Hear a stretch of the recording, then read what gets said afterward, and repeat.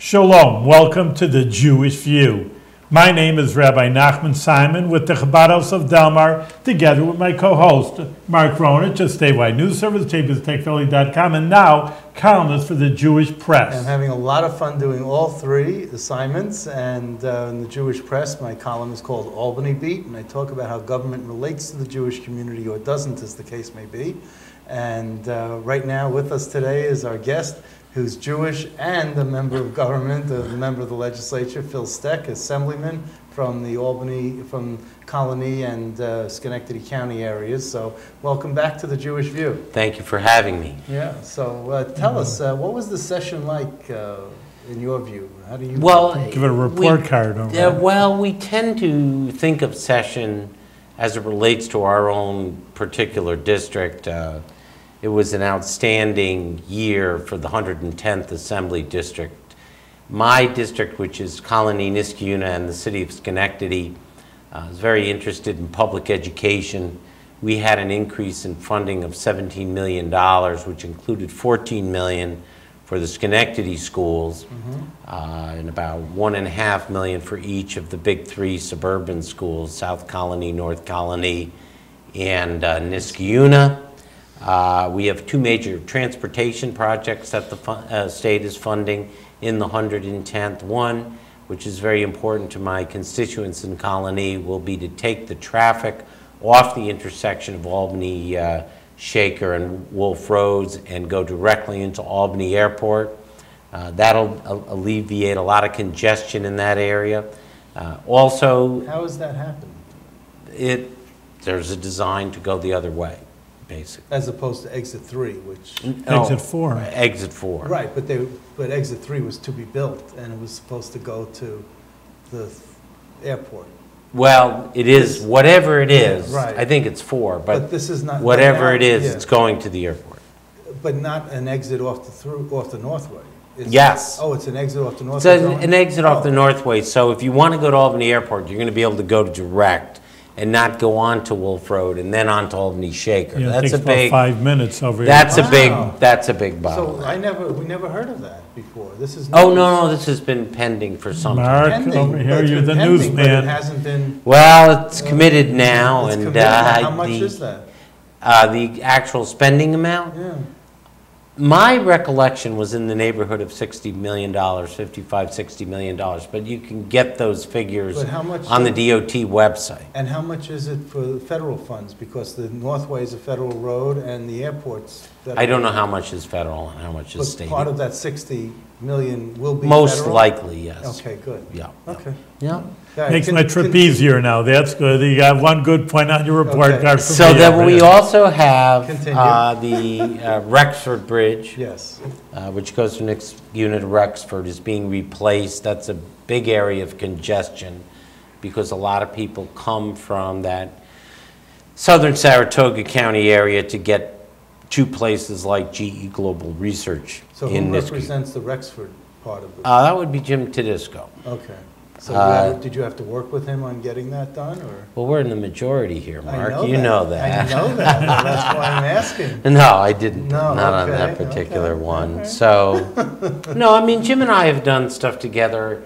There is a bill that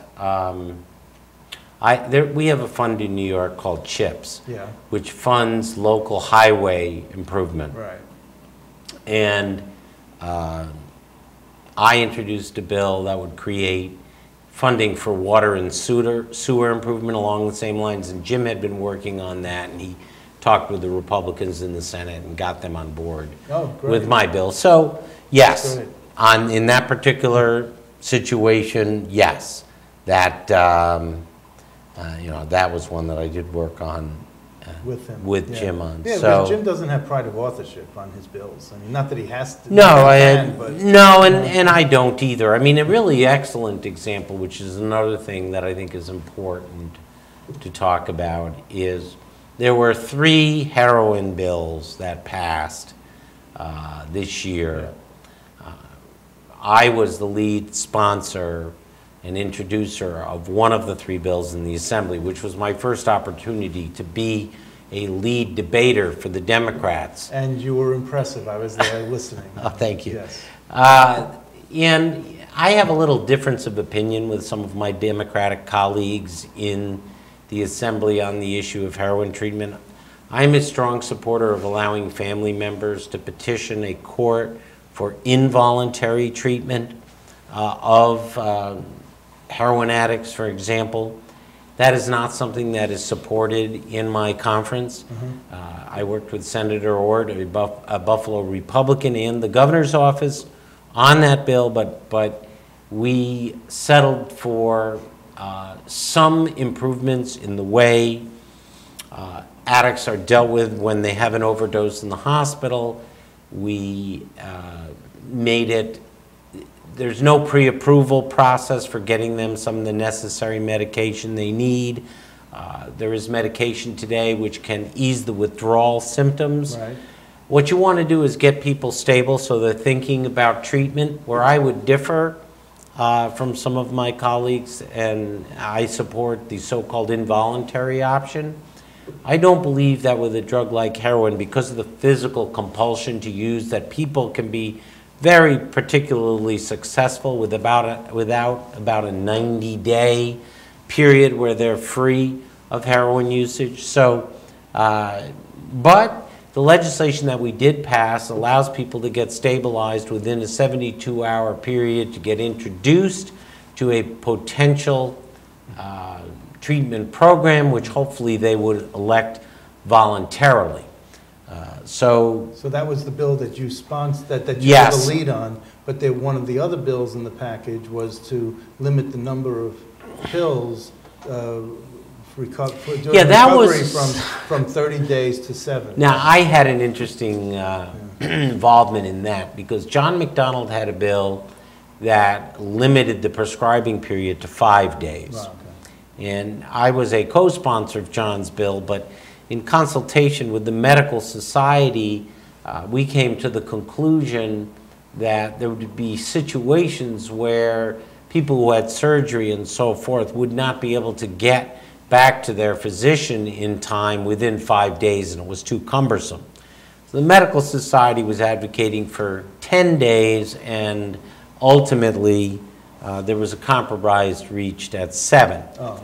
So I think that's an important bill. We've had many stories, unfortunately, of people who were introduced to large supplies of opioids when they were injured in some fashion, and unfortunately, after using up a 30-day supply, they found they resorted to illegal opioids such as heroin. So, well, even if they didn't use up the 30-day supply, they sold what was left over. that could happen too. Yeah. But I think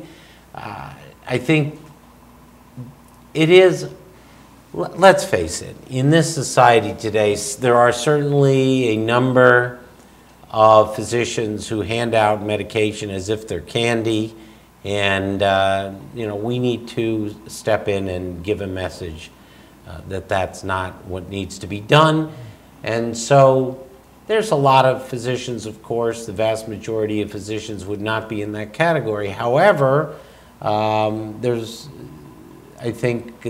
we have to do everything that we can to stop the spread of this opioid problem. I thought it was interesting that they had John McDonald, who's a pharmacist, to deliver the lead on that bill of limiting the number of pills. Yeah, that got merged in with another bill, so I'm not sure. The other two bills were sponsored by Linda Rosenthal, who's chair of alcohol and substance abuse, and Michael Cusick from Staten Island. Right. But I thought the bill that I had was one of the most important. It's certainly, the most important, impactful statewide bill that I've had. I mean, I had another bill that I passed that has kind of an interesting history. It has to do with non-payment of wages by foreign corporations.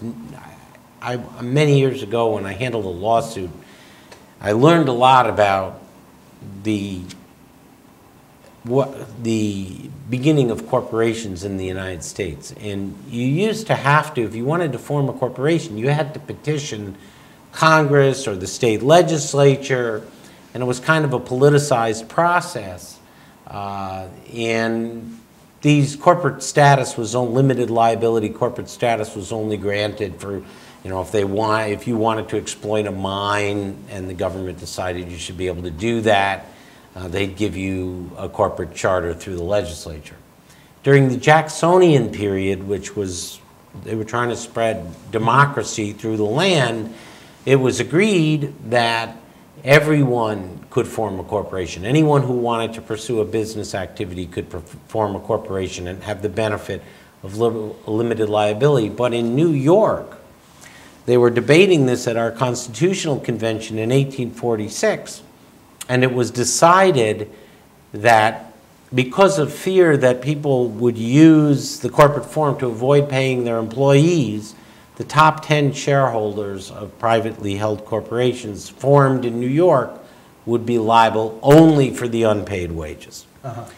So we had a case that occurred up in Saratoga County where this company did business only in New York State, but they had incorporated in Delaware, and our court system ruled that since they were a foreign corporation, they couldn't be held liable for the unpaid wages of their employees, and there are substantial liabilities there.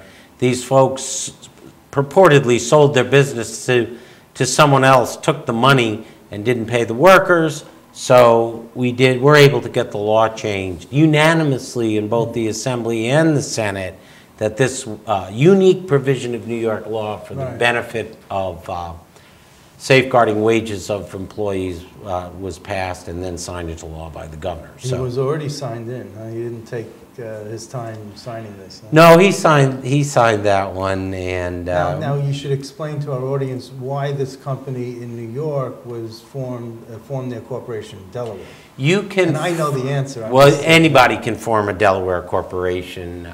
Delaware has encouraged, in order to get tax revenue, people to file corporate, to get their certificate of incorporation in Delaware. Also, there's a rule of law. It's called it's called the Internal Affairs Doctrine, where the internal affairs of corporations are governed by the law of the state of incorporation. So New York has a lot of protections for minority shareholders, more than, say, Delaware does. And although New York, there are cases in which New York has intervened even in non-New York corporations, but people think they're going to incorporate in Delaware and get the benefit of some more freedom that Delaware offers the way corporations operate. But isn't it a tax thing where you don't have to pay tax? It is a tax thing. There's a franchise tax, it's called, yeah. Okay, the franchise, you don't have the franchise fee that you... Well, New York doesn't get the fee if you incorporate in Delaware, they get the fee. But the benefit of going to Delaware is more the internal affairs doctrine, that you can get your corporation governed by the more liberal rules of Delaware than some of the more, I would say, public-spirited rules that we have in New York, like fairness to minority shareholders. I see. Okay, all right. So continue on. You have a list there of things, of great things that you did during this session. Well, I mean, we did a lot on, I was an original sponsor of the pension forfeiture bill when it was first introduced by Assemblyman David Buchwald. We were able to get that passed in a form that was the Assembly proposal, that this is to forfeit pensions of elected officials or high state officers who commit a felony. Correct. Yeah. Now, it doesn't apply to some, low-level. But this is also moving forward. There's no one's grandfathered in. Well, there's a little, a lot of people say, when the Shelley Silver case came up, we had angry constituents saying, "Why can't you forfeit his pension?" The problem is a little law, there's this law called the United States Constitution, and it says you can't pass an ex post facto law. So the law has to be in effect before the time in order to do that. But as a practical matter, if former Speaker Silver has to pay restitution, Right. which he will, that money would come out of his pension anyway, so it would come back. Also, it's interesting that the judge had him pay a fine that was equal to his pension. So Same. There you go. So it's not necessarily restitution, but it's a special, it's a But fine. that was under federal sentencing law. This would apply to all To state crimes right, as right. well. I'm just saying. Okay. Yeah, but the net effect was the same, That's so it's right. not as if he got to keep it. That's right. If, as you know, the Supreme McConnell, Court has right. been throwing monkey wrench into some of these things. Yeah. So, as a student of the law, do you think... Haven't looked into it. Okay. We've moved on with the new speaker. Right. No. I just was wondering, out of No, curiosity. I haven't looked at that. Okay. I served for 2 years under Speaker Silver. I do think that the opportunity to get a new speaker has created some possibilities for members that did not exist beforehand. So I think that's been a positive thing. And just also, frankly, I'm not a supporter of term limits on members, but I am a supporter of term limits on committee chairs and leadership. Right. And there's a real difference because you have a learning curve when you come into the body. It's unrealistic to expect someone in 8 years' time to master all aspects of New York legislation. But if you're going to become speaker, Right. or become a committee chair, you've already been there a very long time before you get to that position. You have your seniority list. I That's mean, right. you can look and I'm you going can to look probably up Carl Hasty. look up Carl Hasty. Yes, So but you continue. Go ahead. So my point being is that if you can't within 10 years' time make your mark on the body, either as a committee chair or as a speaker, I think you've had enough of an opportunity. 10 years is a long time, and keeping in mind the fact that you probably had to serve 10 years just to get in that position. Right. So I do think that... He's number 16. Oh, he's been in office 16 years. Yeah, so by the time he So- had speaker, he already had 14 years of experience. Right. So it's not unreasonable to say Right. that He's maybe number we 30 should limit him to 10 years He's as number speaker. 38 on the seniority list. Yeah, that shows how hard it is. I don't know where I am. You're 106? Somewhere out in the boondocks or Yeah. whatever of seniority. Okay. So that was something that we did accomplish. I was also a dissenter in the past session on 2 issues. I did vote against the governor's education budget in 2015, not in 2016 when he was in this relentless attack on public education, which people would ask me about that and I would say, well, I don't agree with the governor, but that's not the point. My constituents don't agree with him, and even if I did, I really couldn't represent the district I represent and still support that type of approach. He was less relentless in 2016. Very much So so. you supported the I did vote for the budget, right. and we had tremendous increase in education funding. Now, Dov Hikind into- voted against the budget because there was a lot of anti-Jewish sentiments in the... Well, I think that I would disagree with that Okay. characterization. I would say that whether it's Catholic schools or Jewish schools or fundamentalist Christian schools, everybody wants to get access to state dollars. And the governor has supported that in certain respects. There's the so-called private school tax credit. Now, this needs to be explained to the public. It is not a tuition tax credit. Right. It is not a tax credit for people that pay tuition to go to religious schools. That's not what it does. And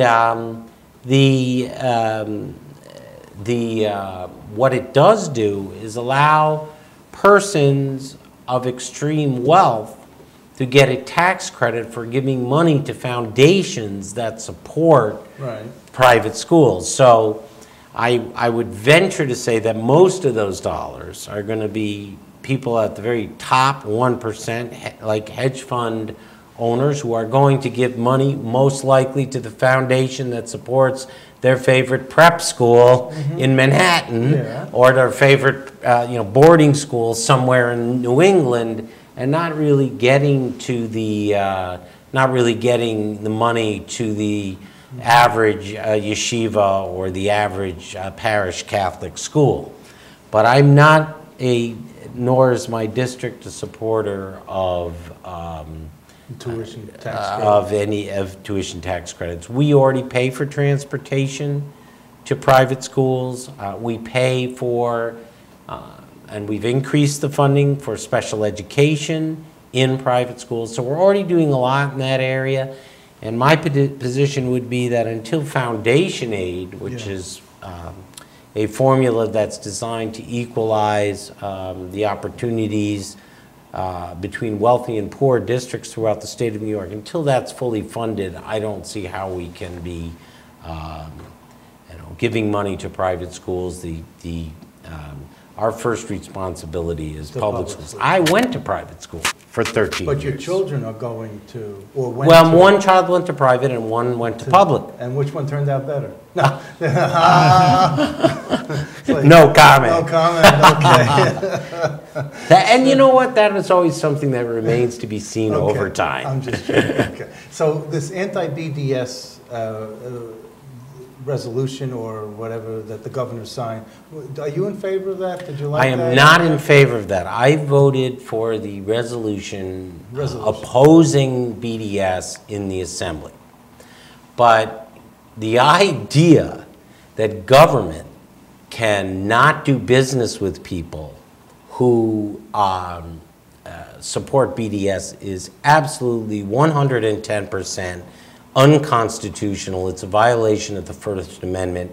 The case law goes on for 100 years that government cannot distinguish between people because of their point of view and who gets government contracts. So I may be a, whatever my religious position is, whatever my political position is, I could be, we don't administer tests to people to determine what their views are on racial equality when we decide to give that when they bid for government construction jobs. So it's the same thing here. MWBE. MWBE is a affirmative action program. Well, say what you want, but you're Jewish and you're pro-Israel. I am a member of J Street, so the position of J Street is pro-peace, pro-Israel. Pro-Israel, okay. That doesn't mean that I agree with the policies of the Netanyahu government. One of the things about having a state of Israel is we're supposed to have a state like everybody else. And I have to hold the state of Israel to the same standards that I would hold my own country to. And so that means I, on occasion, do disagree. I don't make a big deal out of it. It's mostly private. I'm not engaged in criticizing the government of Israel, but I believe that all people should be free to do that. And I don't think if you criticize the government of Israel for things that they do, that makes you anti-Semitic. And I don't think that that should deny you the opportunity to bid on government contracts. That doesn't mean that there aren't some people who criticize Israel because they're anti-Semitic, but the two cannot be equated. But there's an anti-BDS movement going on. Or I think that's too many negatives. So, or you could say a pro-BDS movement going on. Because well, I don't agree with BDS. So, I've told the BDS folks that I feel under present circumstances that more is to be gained by encouraging dialogue between Israel and the Palestinians and doing everything that we can to promote that. I don't think BDS does that. So I do not support the BDS movement. On the other hand, I defend the right of the BDS movement to have their point of view and to speak. And that I do First Amendment practice. As a private attorney, and it would be very inconsistent of me to say that my client should have free speech, but the people who Look, support it's BDS the same should argument not. of the Nazis marching in Skokie, Illinois. You know, Well- you don't agree with them marching, but they should, you know, but you say... The question of Nazis gets somewhat more complicated. But it's freedom But of speech. And It freedom is, of but we expression. used to have a law called group libel in the United States, which was declared unconstitutional by yeah. the Supreme Court. Right. It gets complicated when you're dealing with certain criminal organizations that promote violence, Yeah, and but you're one not could screaming- argue But you're not screaming fire in a movie theater That's- when the Nazis are that's the marching classic- in Skokie. that's the classic First Amendment argument. Thank It you. is. It And I is. didn't go to law school. Okay. Well, it's There a you common go. sense Yes. thing, and but at this point in time, I think that That's what it is. the First Amendment, as it's currently interpreted in the United States, we can't say that the BDS movement should not have free speech. Okay, so you have more on your list there, or do you want me to take over and ask you questions that I, you know?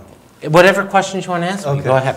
You have a bill that, zombie homes, about zombie Okay, well, we homes. passed the. Oh, you didn't, were you I may have been sponsor? a co-sponsor. Okay. I'm sure I was, but the idea beyond that is to require the banks, when a home is abandoned, Yeah, the banks have to upkeep, maintain that home, upkeep, yeah. but in exchange for doing so, they get a more rapid foreclosure process. Mm-hmm. So that was something that we did pass, and it had the support of the governor, and so I think that was a major step forward. And what's this law about honoring military service of New York State employees?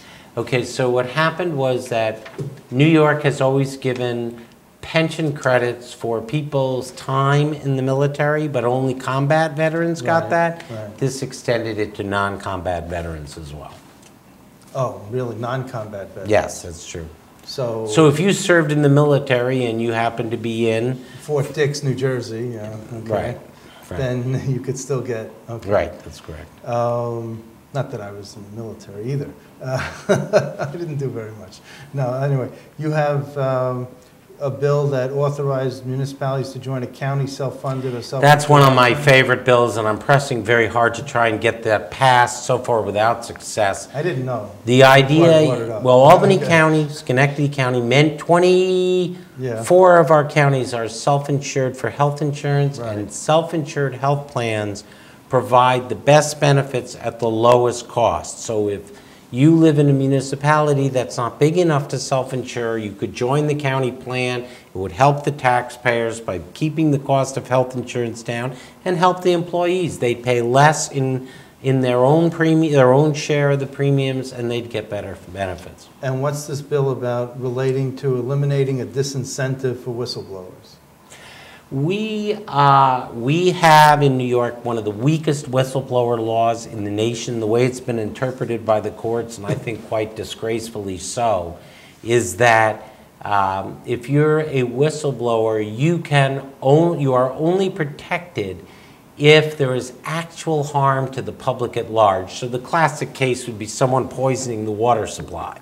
But if you engage in whistleblower activity and that prevents harm, you're not protected. So I think that's a shockingly bad construction of the law by the courts, and we're trying to get that corrected. I see. And how are you, in what way are you trying to get it corrected? What are you It's a trying to- change in the language of the law, so it could include a variety of different activities, like whistleblowing on financial matters, which is not covered now, corruption in the business or what have you, or also that it would not have to have immediate harm to the public at large, that if the matter in question had the significant potential to harm the public, then that would be protected. I could give you a particular instance that where I represented an individual who was administering medical treatment and helped a patient, perhaps saved a patient's life, and yet because the patient wasn't harmed, that person didn't qualify under the whistleblower law. So let me ask you about this one last point. You're a partner with Cooper, Irving, Yes. Savage. Yes. Did you become partner recently? No, No, I've been a okay. partner for a long time. Do you, and you have several different practices that you specialize in? Mostly civil rights Right. and employment law for employees and commercial litigation. Is there, how I don't know, sensitive are you in terms of this whole thing with stepping over the line? I don't want to say ethics law. Well, the but outside income moving the issue. two- No, not the outside income issue, but seeing something in your practice and then saying, oh, wait a minute, we have to legislate for this because Well, this has been a problem. and- I think in your practice as a lawyer, just like as John McDonald as a pharmacist, you see things all the time that need to be reformed. But it's not a direct benefit to a client of mine. That's a different sort of thing. But you have a general knowledge of the law, and it leads you to Are you reform. walking more on eggshells now that everyone's No, looking because at everyone else? no, not at all. Because in the That's what I was trying our to get at. practice doesn't involve anything that runs afoul of those prohibitions. I am allowed actually to sue the state of New York because a judge is deciding it who's a neutral. Could be a federal judge who, Right. or it could be a judge who probably thinks because I'm an assemblyman I would be disfavored of the That's court. right, yeah, that's right. But the point Yes. is that we don't typically we haven't run into any conflicts. The one thing we strictly observe is if you call my assembly office with a legal problem, even if it's one that I could handle, we are not going to refer it to our law firm. We might give a recommendation of some lawyer that we know in the community who practices in that field, but we don't use the assembly office in any way, shape, Right. or form to generate any business for Yeah, the I law was just firm. wondering about how,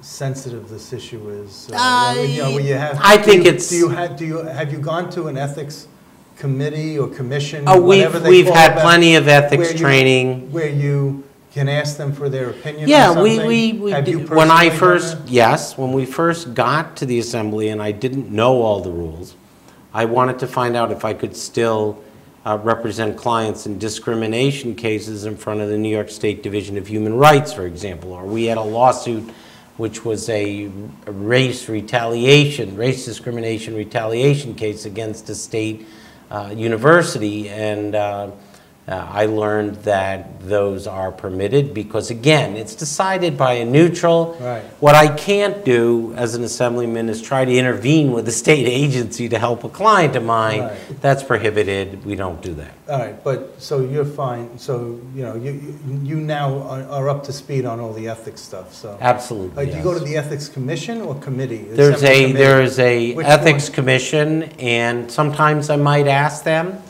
But do you, so. for an opinion as to whether I have a conflict of interest on something or not. So you'd rather go to the commission than the Assembly Ethics Committee?